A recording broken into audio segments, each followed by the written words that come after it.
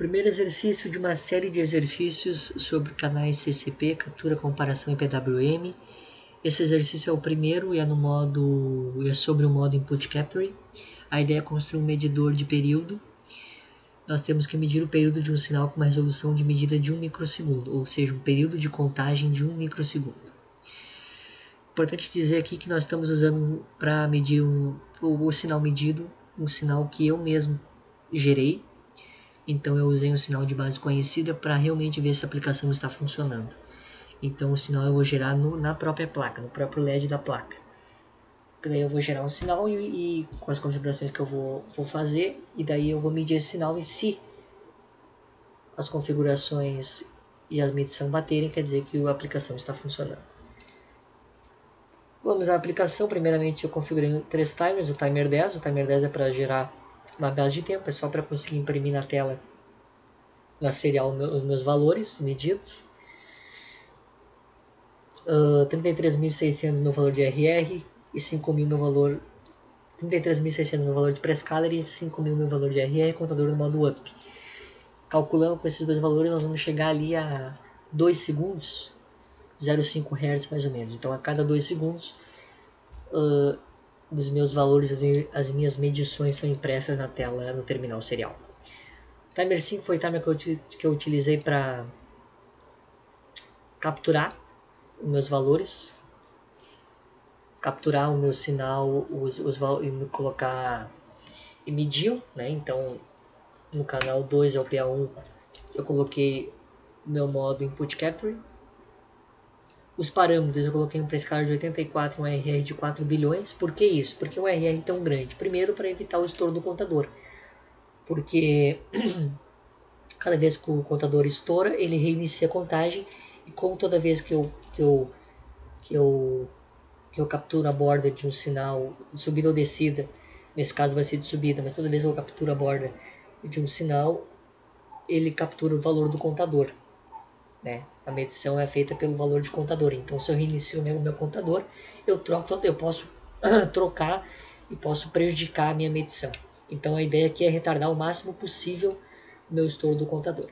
Por isso, é um valor tão alto. Importante dizer que esse valor só é possível porque o meu ARR é de 32 bits. Então, eu posso colocar um valor bem alto, né?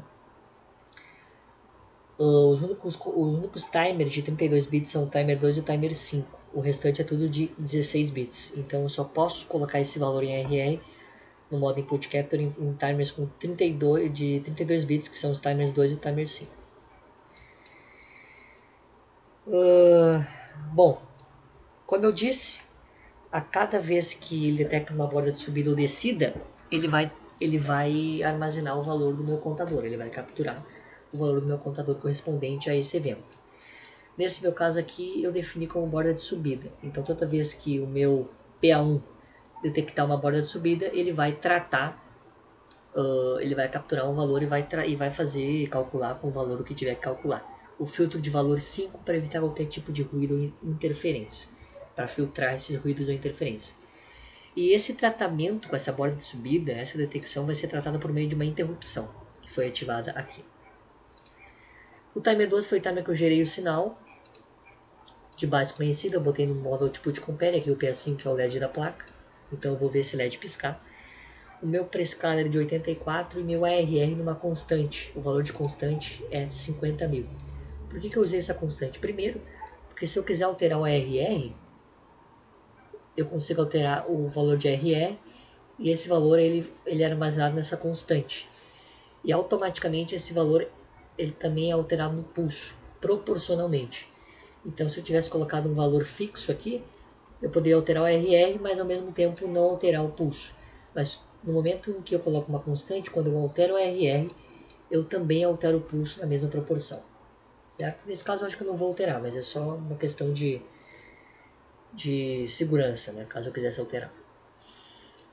Bom, eu quero gerar um sinal de base conhecida de 10 Hz, período de 100 milissegundos.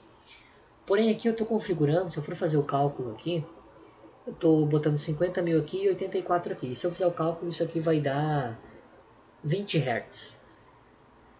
Ou seja, 50 milissegundos de período. Bom, eu quero saber, demonstrar isso, que o período do meu contador, que é 50 milissegundos, não é o mesmo período do meu sinal gerado. Por quê? Porque a cada vez que o estouro acontece, a cada vez que o evento de atualização acontece, ele acontece a cada 50 milissegundos. Então, no instante, nos primeiros 50 milissegundos, quando houver o estouro do contador, o meu sinal vai a nível lógico 1, por exemplo. E nos meus próximos 50 milissegundos, o meu estado volta a nível 0. E agora eu tenho nível 1 e nível 0. E esse nível 1 e nível 0 é o período do meu sinal de saída. O meu período do sinal de saída ele é formado por dois estouros de contador. Um que leva ao nível lógico 1 da saída e outro que leva ao nível lógico 0. Portanto, aqui a gente pode perceber que o sinal de saída, o período do sinal da saída é 2 vezes o período do contador. Então, portanto, eu vou ter 50 milissegundos em nível ativo, que é os 50 milissegundos do primeiro estouro, e os 50 milissegundos do segundo estouro em tempo inativo. Então, eu vou ter 100 milissegundos e uma frequência de 10 Hz.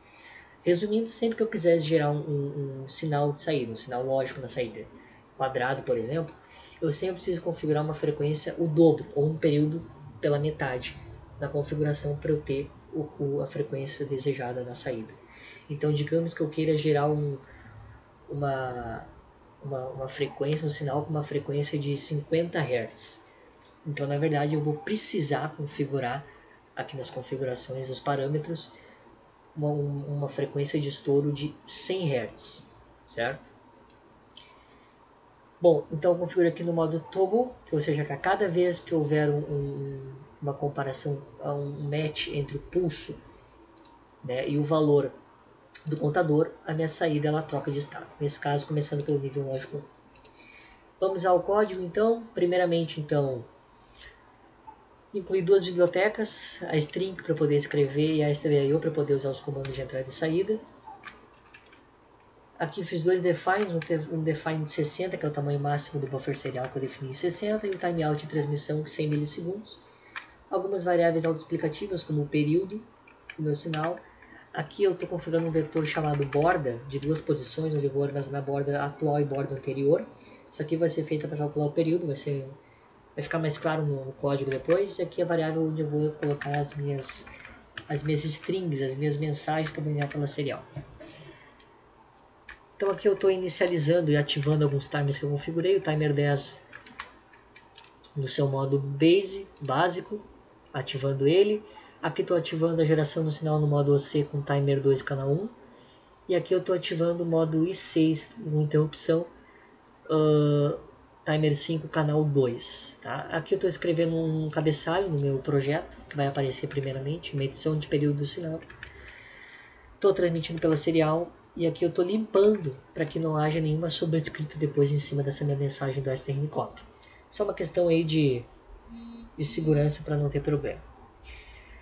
Aqui eu estou, digamos assim, verificando o meu timer por pooling. Se o timer estourar, eu limpo a flag de estouro e printo na tela os meus valores medidos, no caso aqui o valor de período, transmito pela serial.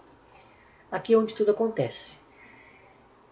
Então eu estou definindo duas bordas, a anterior e a atual.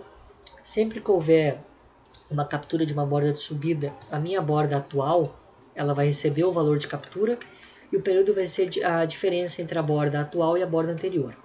No primeiro momento, a borda anterior tem valor 0, então a borda anterior recebe 0, a borda atual recebe o valor que eu capturei, então o período vai ser a borda atual menos a borda anterior.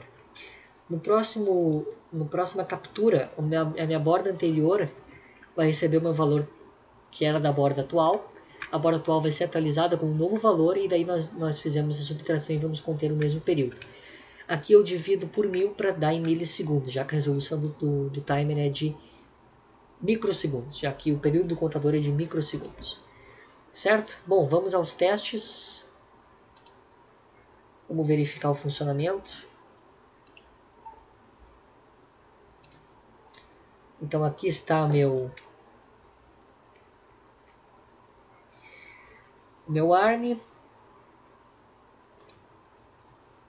Bom, importante, tá? Eu estou ligando aqui o PA0. Aqui, na verdade, é o PA1. Aqui. Então eu estou ligando aqui o PA1 no meu PA5, que é o LED da placa, para a gente conseguir pegar os valores das bordas, tá? De subida.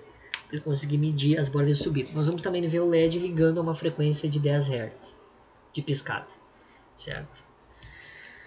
Bom, então aqui está habilitado, vamos ver se vai funcionar. É para dar aqui o valor do período que a gente configurou, que é um período de 100 milissegundos. Vou abrir o terminal serial e vamos dar um play. Tá aí, ó, 100 milissegundos é o período, aqui meu LED piscando a uma frequência de 10 Hz e o período de 100 milissegundos sendo verificada a medição que está correta. Então, a partir desse momento, nós podemos usar qualquer sinal que nós desejarmos, pegar um sinal externo e colocar ali, porque a minha aplicação está de fato funcionando. Até a próxima.